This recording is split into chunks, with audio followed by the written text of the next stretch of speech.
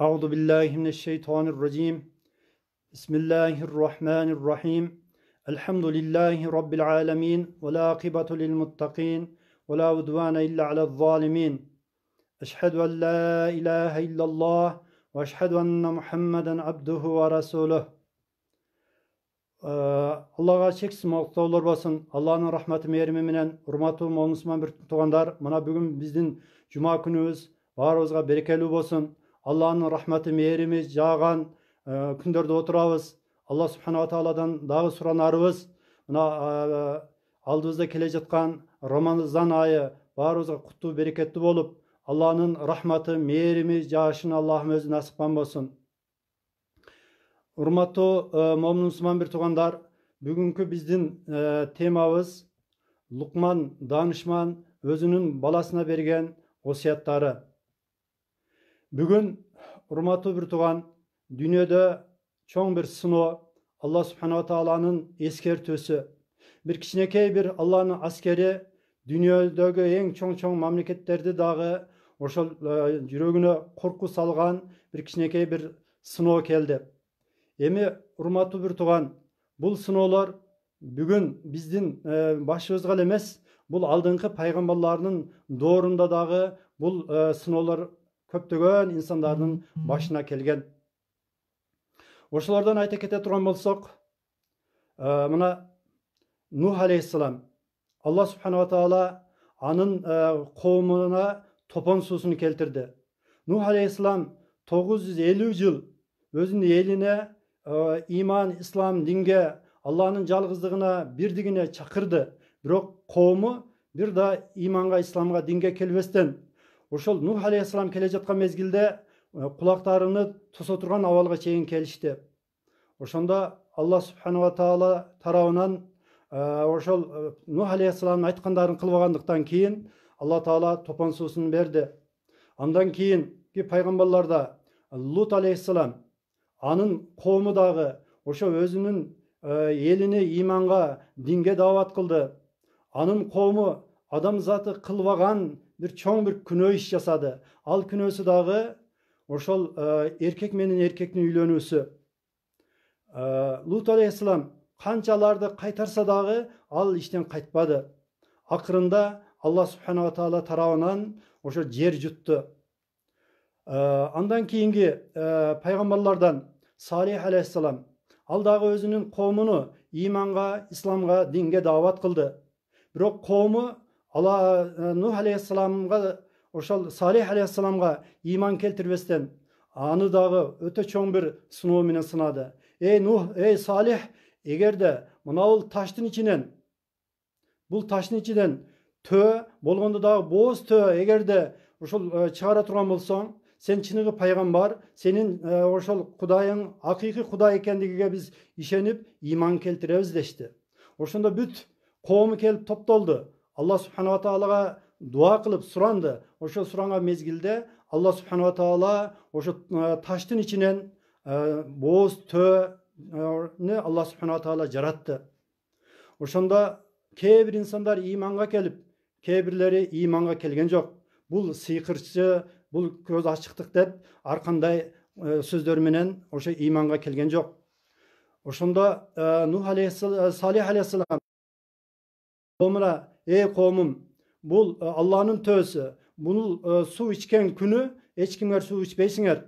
Alemi al su içetile dağı bir gün, ertesi oşo ar bir üyge süt beretile. Oşantip bir kança vakit ötkenden keyin oşo kavmin içinde en baktısız bir insan Nuh aleyhisselamın aytkanын kılbastan, oşol Nuh aleyhisselam eskertkeniге karabastan anı ne kıldı? Töөнü soydu. Soygon mezgilde Allah subhanahu wa ta'aladan alardın başına bale keldi. Emi Kur'an'ın tafsirinde karab göre turan bolsok, bul jerde bir adam günö iş jasadı. Birok kavmga jalpılay oşol azap keldi. Emnege dese, sebebi oşol adam, oşol baktısız töөнü soyup atkan mezgilde anın kavmi kelip tegereginde karap durdu. Birok biri dağı, ey koy, bul işti kılbagın. Sebebi bu Allah Taala aram kılgan, Allah Taala tıygan iş. бул иштен токтоткун деген нерсеге кулак салбады. Ошондуктан Алла субханала таала ошол коомду баарысына балени жөнөттү. Урматтуу бир тууган, мына бизде дагы азыркы күндө кээ бир мамлекеттерде ошо эркек менен эркек үйлөнүү сыяктуу нерселер расмий болуп атпайбы? Жана башка ошол Алла субханала тааланын неаматы өтө көп. Себеби ошол Йеменде Саба уруусуга дагы Алла субханала таала ошол эки бейишти берди, эки бакты берди. Ошо бактан канча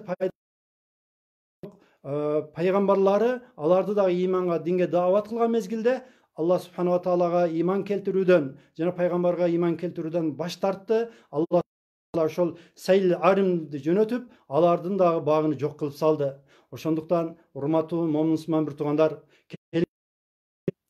ошол Алла субханала таала берип аткан неаматыны билели. Буйруса бул оору, буйруса бир күн болсо бир күн кутулабыз иншалла. Алладан дуа кылсак жакын арада кутулабыз. Бирок мына ушул абалдан чыккандан кийин биз өзүбүзгө сабак алышыбыз керек. Дагы иманыбызды ар бир кылып аткан кызматыбызды Алланын ыраазылыгы деп жасашыбыз керек. Урматтуу бир тууган, Кул хуаллаху ахад сүрөсүнү пайгамбарыбыз саллаллаху алейхи ва саллям ким аны окуган болсо Куранын 1/3 туура келет деген сөздү айткан. Ошондо кээ бирлер ким Куранды бир окуган болсо, 1/3 боло турган болсо, аны 3 жолу окуган болсо, хатым Куранды баштан аякка окуптур деген соопко, ошо Куранды окугандай соопко ээ болот десе, ал эми кээ бирлер болсо Куранды 3/1 эмес, анын соогу гана ылайыктуу болот дейт. Ал эми кээ бир аалымдар болсо, бул Куран негизи 3кө бөлүнөт дейт. Биринчиси Алланын бар, бир, анын кудурети эс экендигини таанытуу. Экинчиси Алла субханала тааланын шариаты, Алланын өкүмдөрү, адал арамды үргөтүү. Ал эми үчүнчүсү болсо окуялар. Урматтуу бир тууган, бул окуя дагы биз үчүн бул бир тарых эмес. Нух пайгамбар ушундай болгон турбайбы? Салих алейхиссалам мындай болгон турбайбы? Деп эле аны билип коюу эмес. Ал жерде Алла таала сиз менен бизге сабак берүүдө, эскертүүдө. Бендем, көзүңдү ач. Бул сен үчүн бир эскертүү. Сен дагы, сенин башыңа дагы ушундай бир бале кырсык келип калбасын деген сыяктуу бул эскертүү экен, урматтуу бир тууган. Ошондуктан Алла субханала таала аятында Бисмиллахир рахманир рахим Инна нахну наззална зикра ва инна лаху лахафизун. Албетте биз зикирди түшүрдүк дейт. Зикир дегенибиз эскертүүнү түшүрдүк дейт. Куранды же Фурканды деген жок. Бул жерде зикирди түшүрдүк дейт. Яни зикир эскертүүнү түшүрдүк. Албетте биз аны кыяматка чейин сактайбыз деп Алла таала өз убадасын берип атат. Ошондуктан урматтуу бир тууган, бул Куран сиз менен бизге эскертүү, бизди тууру жолго, тууру багытка жана дүйнөнүн дагы, акыреттин дагы бактылуу жашоосуна жетүүбүз үчүн ошол жол көрсөтүүчү, хидаят кылуучу, багыт берүүчү китеп Куран экен. Буйруса иншалла биз сиздерге ошо Курандагы Лукман алейхиссаламдын өзүнүн баласына берген осияттары. Ал осияттар Лукман алейхиссалам, кээ бир аалымдар бул пайгамбар болду десе, көпчүлүгү даанышман болгон. Алла субханала таала аны сүйгөн жана Алланы дагы сүйгөн инсандардан болгондугунан мына бүгүн кыяматка чейин Лукман Хаким деп анын Куранда зикири жана сүрөсү баяндалууда.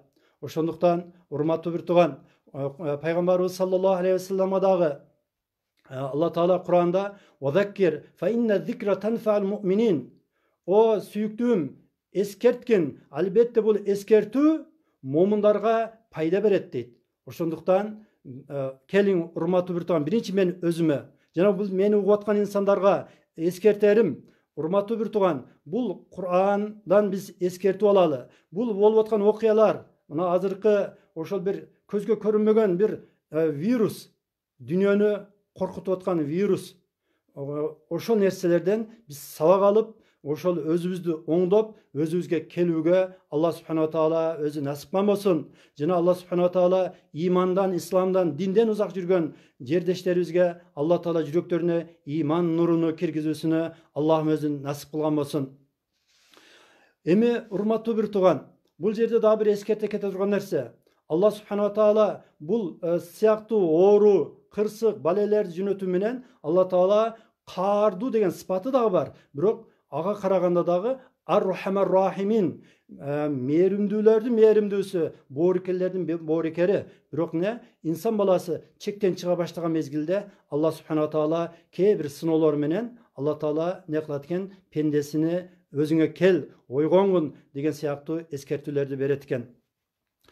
Мына Алла субханала таала ошол Лукман сүрөсүндө 16 аятында Бисмиллахир-рахманир-рахим: يا بني إنها إن تك مثقال حبة من خردل فتكن في صخرة أو في السماوات أو في الأرض يأتي بها الله إن الله لطيف خبير صدق الله العظيم. O oğlum deydi Allah subhanahu taala. Eğer senin kılgan bir жақшылық амалың deydi. Eğer senin kılgan bir жақшы амалың, же болбосом senin kılgan ошо bir жаман кылган күнөө ишиң deydi. Ошол bir sarı kıçının uruğunun oğurçalık bolsa, je bolbosом ошол кылган ишиң bir таштын içinde bolsa, je asmandarda bolsa, je жерден içinde bolsa, ya'ti bihallah, Allah subhanahu taala ошо кылган жакшылыгыңды дагы, жамандыгыңды дагы кыямат күнү алып келет дейт. Урматтуу бир тууган, бул жерде бул аяттын тафсирине токтоло турган болсок, Allah subhanahu taala эмне дейт? İnneha fi in taku mithqala habbe. Eğer oşa senin kılıp atkan işin, жақшылык işin bir sarı kıçı. Mındayça aytkanda bul başka memleketlerde öskön bir ne eken, yaşılça eken. Bирок биздин кээ-бир устаздарыбыз калампирдин уругу дейт. Ошо калампирдин уругунун ошо данычалык болсо дейт. Эми ушуга биз токтоло турган болсок, эмне үчүн Алла субханала таала ошол кичинекей бир калампирдин уругу,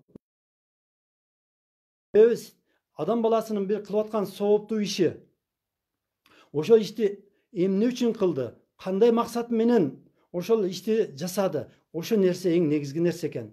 Эгерде биз бир сооптуу ишти Алла ыраазылыгын табамын деп, Allah'ın razılığı, Allah menen şu kılgan işimden razı bolsun dep жасаган bolsa, al iş eğer de kiçinekey iş bolsa dağı, kiçine soğuptu iş bolsa dağı, anı biz kiçineligine karabашыбыз керек eken. Sebebi Peygamberimiz sallallahu aleyhi ve sellem özünün hadisinde bunday dep atpayбы? Eğer de bir adam bir kurma ne deyt, sadaka kılsa, hayır ihsan kılsa deyt.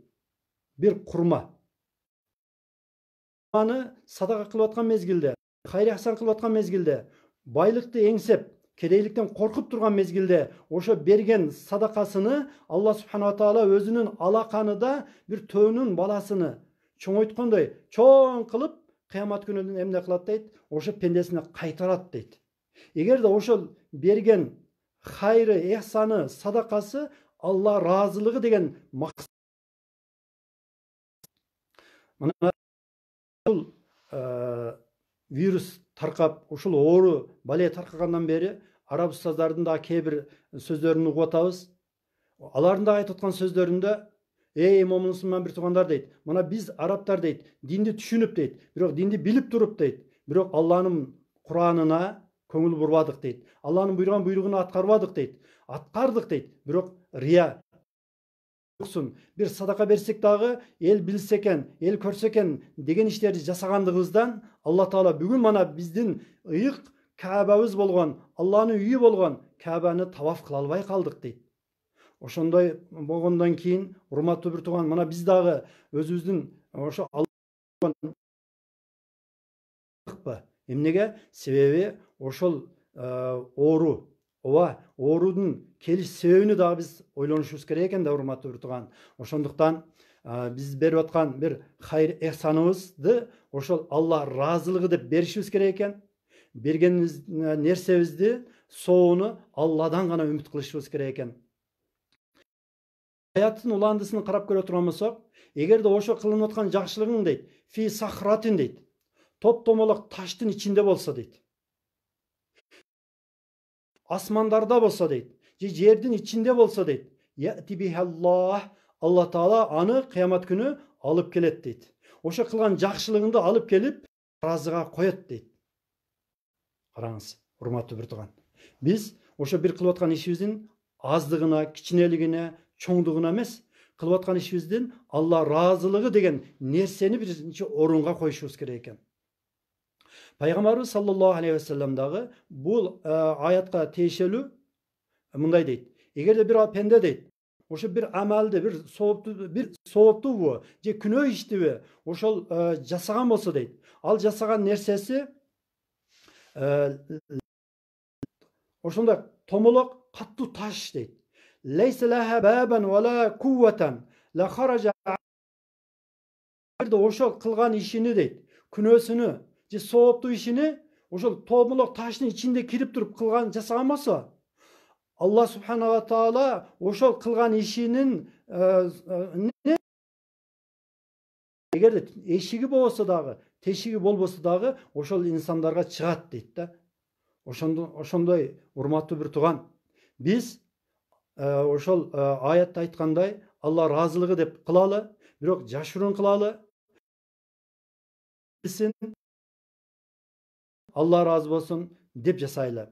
Себеби аятта Бисмиллахир-рахманир-рахим ва кули амалу сайяраллаху амалакум ва расулуху вал муъминун.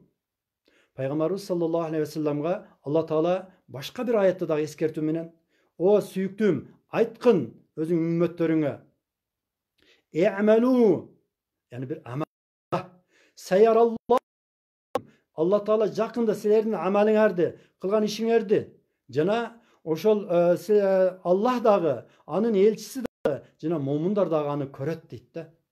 Ошондуктан урматтуу бир тууган, биз Алла субхана ва таала улуу зат биздин кылган амалдарыбызды, соопторубузду некен билет экен. Эми бул аяттын дагы уланысында яти бихаллах дейт да. Яти, яни ошол кылган жакшылыктарыңды алып келет дейт. Биз ошол бир хайр ахсанбы, садакабы, жакшы иштерди жасап атканыбызда не кылышыбыз керек экен? Алла билсин деп жасашыбыз керек экен. Эми ошо кылган ишибизди соону ата-энебизге багыштай турган болсок, ата-энебизге баруусу, же болбосо кыяматка барганыбызда, кыяматта бизге соо келүүсү үчүн некен ошо Алла разылыгы деген нерсе эң биринчи шарт ошол экен да. Анан эми яти дегенге Алла субхана ва таала башка бир аятта дагы Бисмиллахир-рахманир-рахим "Мен жаа бил хасанати фалаху ашру амсалиха" дейт. Бул аятта "Мен жаа бил хасана", ким бир сооптуу ишти кылса деген жок. Бир сооптуу ишти алып келсе дейт. Бул кылуу менен алып келүү экөө эки башка нерсе. Урматтуу бир тууган, себеби бир сооптуу ишти кылуу да чындыгында кыйын нерсе. Алла өзү насип кылбаса кыла албайсың. Бирок эми ошо кылдыңбы, сооптуу ишти жасадыңбы, эми эң оору буну алып баруу экен. Себеби кээде адам баласы бир ишти, сооптуу ишти жасап алып, мисалы мечитпи, медресеби, окуу жайыбы же бала бакчабы салгандан кийин бул бала бакчаны мен салдым. Эми бунун атыны менин атамдын атын койгула, же менин атымды койгула, же ошо мага караштуу адамдын атын койгула деген сыяктуу нерселер менен анын соо эмне болот экен? Азайып барат экен. Ошондуктан аятта "Мен жаа бил хасана", ким кылган сооптуу ишини мага алып келсе дейт кыяматка, ошо бойдон алып келген болсо, не кылам дейт Алла Таала? "Фалаху ашру амсалиха", ага 10 эсе, балким андан да көп соопторду беремин деп Алла субхана ва таала өзүнүн ошол Кур'ан-ы Каримде баяндап атат. Ошондуктан келиңиздер урматтуу бир туугандар, Алла субхана ва таала баарыбызга ихласты, такваны, Алла разылыгы деген нерсени эң биринчи орунга коюуну баарыбызга насип кылган болсун.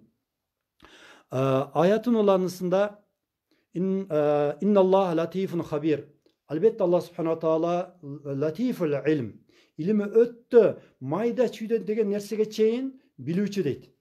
Себеби ошол аяттагы айтылган таштын ичинде же болбосо асмандарда деп атпайбызбы? Бир ишти эгерде асканын башында кылган болсок, тоолордо жасаган болсок, же болбосо жердин астында дейт. Эми жердин астында дегенден bir çölдөбү, токойлордо bir сооптуу иштерди кылган болсок дагы, Алла субхана таала ошол майда иштерди дагы билүүчү, ошолордун күнөөсүнү дагы билүүчү. Ва хабир баардыгынан кабардар. Эч нерсе Алла субхана таалага жашыруун эмес дейт.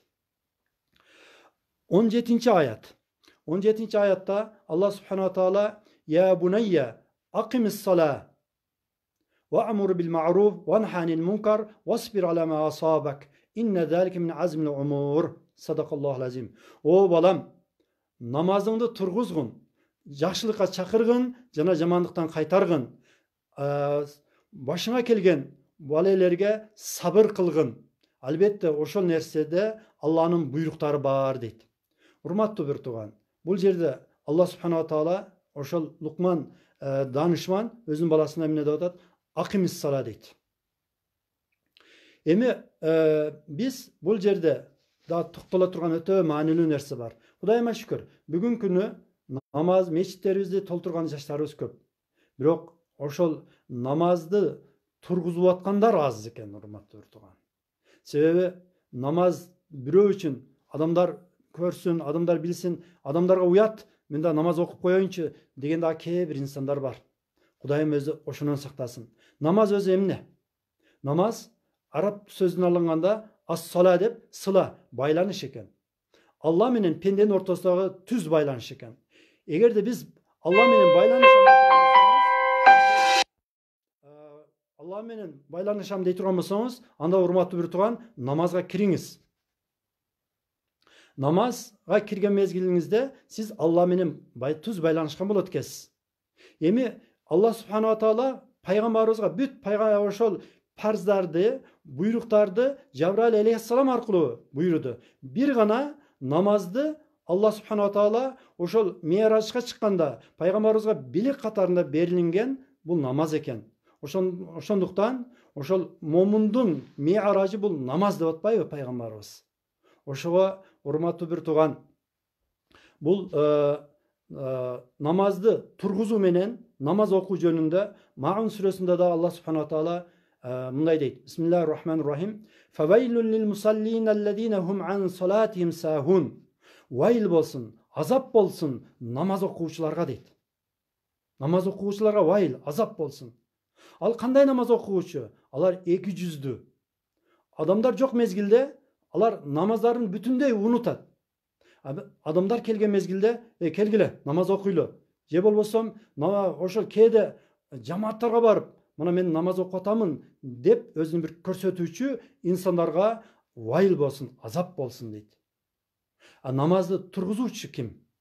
Namazды тургузуучу урматтуу bir туган, эң биринчи daarатты тургузуучу инсан экен.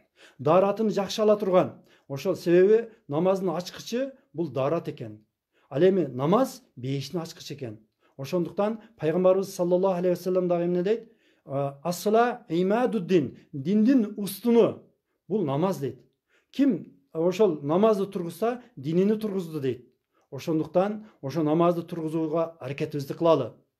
Себеби анын farzini, важиптарын, сүннөттөрүн, мустахабтарын өргөнөлү урматтуу bir туган. Мына бүгүн сиз менен бизге мамлекет тарабынан, өкмөт тарабынан, доктурлар тарабынан суранып атат. Bir тугандар, үйүңдө отур. Ушул мезгилде ошол намазды оңдогонго, намазды тургузганга аракетибизди кылалы.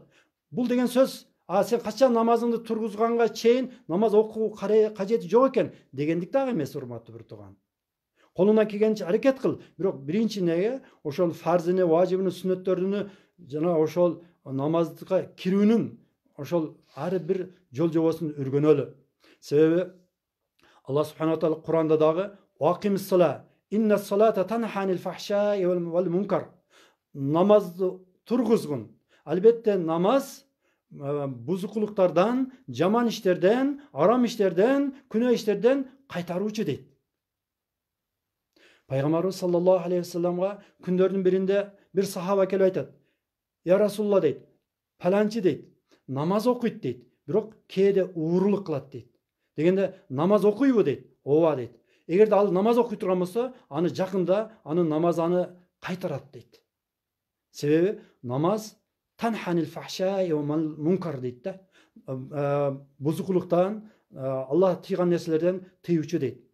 Jana uşul ayatqa Peygamberimiz sallallahu aleyhi ve sellem hadisinde dagı mınday hadis var eken: "Men lem tenhahu salatuhu anil fahşai vel munkar lem yazdat biha minallah illa bu'dan."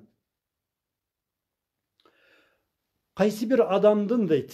Namazı anı buzukuluqtan, oşol jamandıklardan namazı anı qaytarып algan bolsa, anın namazı emne kılat deydi? Allah'dan anı uzaktatkandan başka eşteke bolbayt deydi. Qarаңыз, бұл өте қорқынышты нәрсе. Қанша анын намаз оққан сайын Алла Таала андан uzaqtaydı deydi. Emne üçün? Себебі анын намазını тұрғызған жоқ. Ал emne қылды deydi? Namazını оқып эле қойды deydi. El көрсün üçün deydi. El bilsin деген үшін. Ошоға урматтуу бир тууган, келиңиз.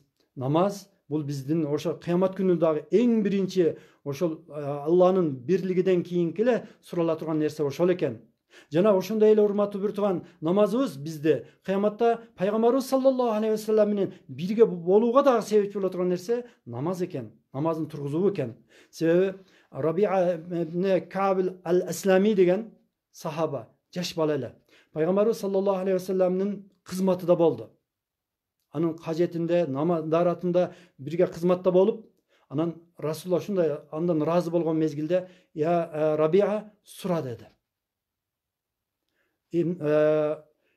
Ойлонду. "Ya Rabia, ойлондуң mu? Suragın" dedi. Degende: "Ya Rasulullah, muraqabatuka fil cennet."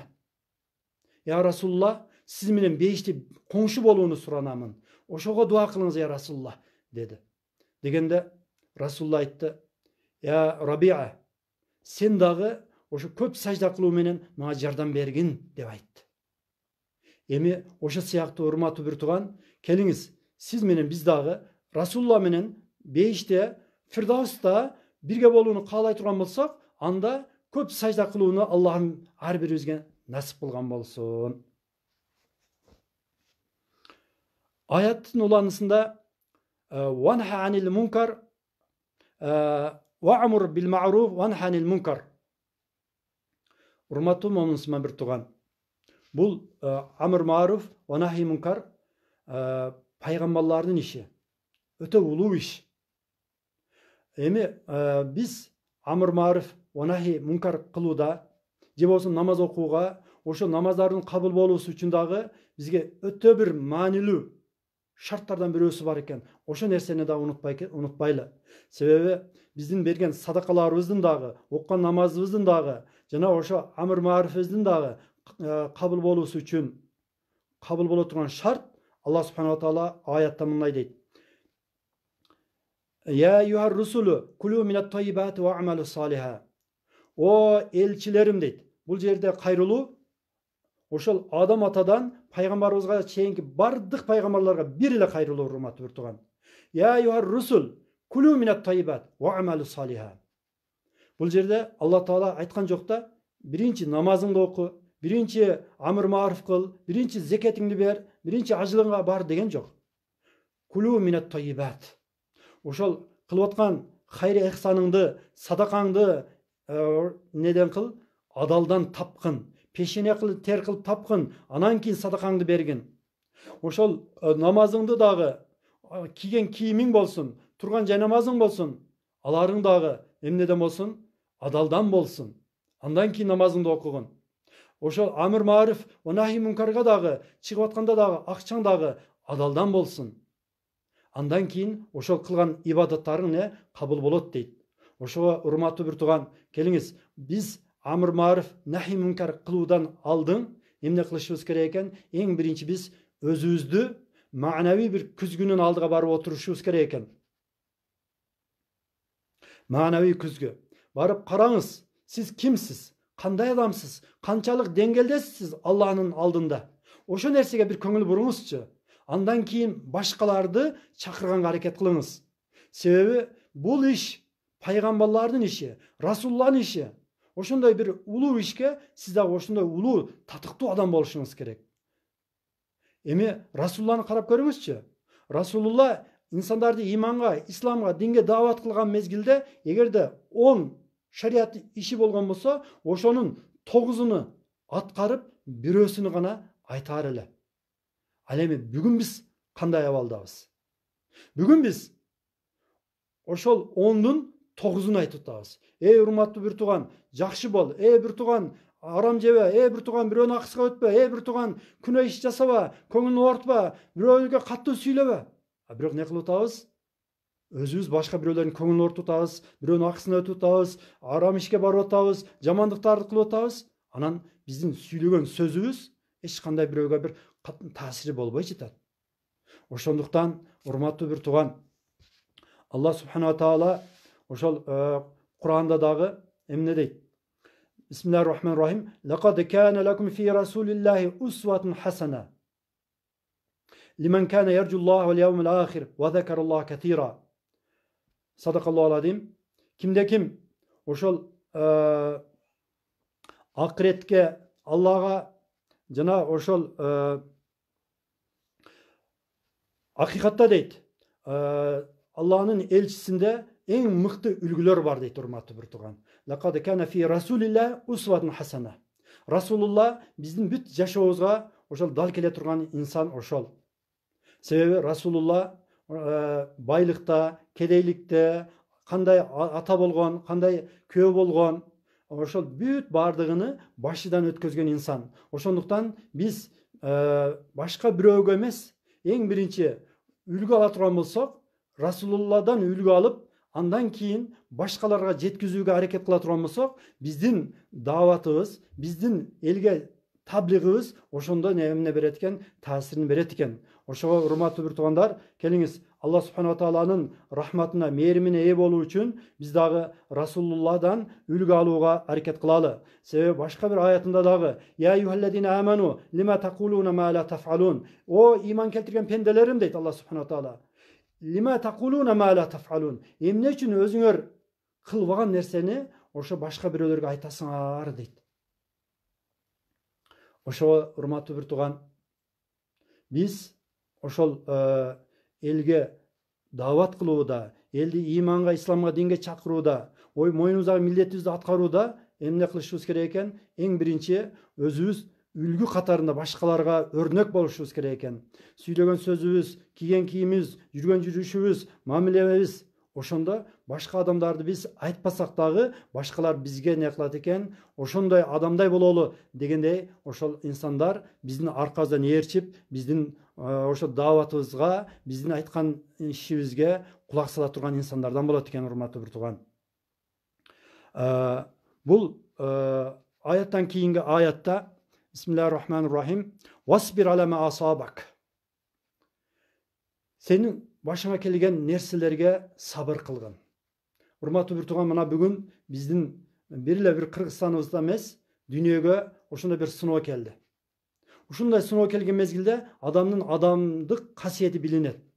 Себеби ошол мына сабырдуулук. Пайгамбарыбыз саллаллаху алейхи ва саллям да хадисте эмне деп атат? Ас-сабр нисфул иман. Сабыр бул имандын жарымы дейт. Ошо имандын жарымы. Себеби сабырды шариятыбызда 3кө бөлөт. Бири мусибаттагы сабыр, экинчиси ибадаттагы сабыр, үчүнчүсү ошол арамдан сабыр. Мусибаттагы сабыр азыркы сабырлар. Мына эгерде Кудайым өзү сактаган болсун, мына оору менен ооруп аткан инсандарга Аллахым сабыр берсин. Оорудан тез айыгып кетүүсүн Аллахым өзү насип кылган болсун. Андан кийин ошол үйдө отур деп атабы, урматтуу бир тууган. Мына Кур'анда да Алла субханала таала ошол Алла субханала тааланын буйругуна, пайгамбардын жана улул амр, биздин үстүбүздөн башчы болгон инсандар отур деп атабы, врачтар отур деп атабы, биз не кылышыбыз керек экен? Үйдө өзүбүздүн ден соолугубузду сактоо үчүн, ден соолугубуз дагы аманат, урматтуу бир тууган. Макул, эгерде биз мен чыксам эч нерсе болбойт деп чыга турган болсок, Кудай сактасын, жуктуруп келе турган болсок, үйдөгү балдарыбызга, үйдөгү бала чакабыз, неберелерибизге чейин жуктура турган болсок, биз өзүбүзгө дагы, бала чакабызга дагы кыянаттык кылган болуп калат экенбиз. Ошондуктан ошо нерсеге сабыр кылалы. Жана экинчиси, урматтуу бир тууган, мына элибизге башына оор күндөр келип турган мезгилде ошонун пайдаланып, ошол азык түлүктү кымбаттатып сатуудан дагы өзүбүздү тыялы. Себеби бул нерсе ошол шариятыбызда ихтикар деп коет. Ошол бааны көтөрүү үчүн, ошол көтөрүп туруп, анан кымбаттатып сатуу үчүн байлыкты топтоп алып туруп, же азык түлүктү андан сатам деген бул шариятыбызда нерседен сактануу дагы эмне экен? Сабыр экен, урматтуу бир тууган. Жогоруда айткан намаз. Намазды дагы пайгамбарыбыз саллаллаху алейхи вассалам айткандай, ошо адамдай намаз окугун дейт. Ошол шашылып тоок чокугандай, же болбосо ит жаткандай жатпастан адамдай болуп намаз окугун деген сыяктуу биз дагы ошол эмне кылышыбыз керек экен? Сабырдуулук менен аракет кылышыбыз керек экен. Аллах субханала таала Кур'анда «Innema yuvaffas sabirun ajrahum bigayri hisab». Албетте Аллах субханала таала ошол сабырдуулук кылган инсандарга ажыр соопторду не кылат дейт? Толугу менен берет дейт. Сабыр не өзү, урматтуу бир тууган? Ас-сабру садматул ула. Сабыр деген нерсе ошо адам баласынын башына биринчи келген, кыйынчылык келген мезгилде сабырдуулук менен отуруу, бул чыныгы сабырдуулук болуп эсептелет. Андан кийинки сабыр эмес. Ошондуктан ошол адамга келген, башындагы келген кыйынчылык мезгилде сабыр кылуу бул эң сооп, ошол эң Аллах субханала таала соопту көп берем деген нерсе ошол экен. Ошон үчүн биз ошондой бир сабырга аракет кылалы. Себеби Аллах субханала таала пайгамбарыбыз саллаллаху алейхи вассаламга дагы «Фасбир кама сабара улул азми минар русул». Элчилер ошол бекемдүүлүк, туруктуулук менен сабыр кылган сыяктуу сен дагы сабырдуу болгун деп пайгамбарыбыз ошол сабырдуулукту не кылган. Алла таала буйругандай биз дагы сабырдуулук менен болууну Аллах субханала таала өзү насип кылбасын.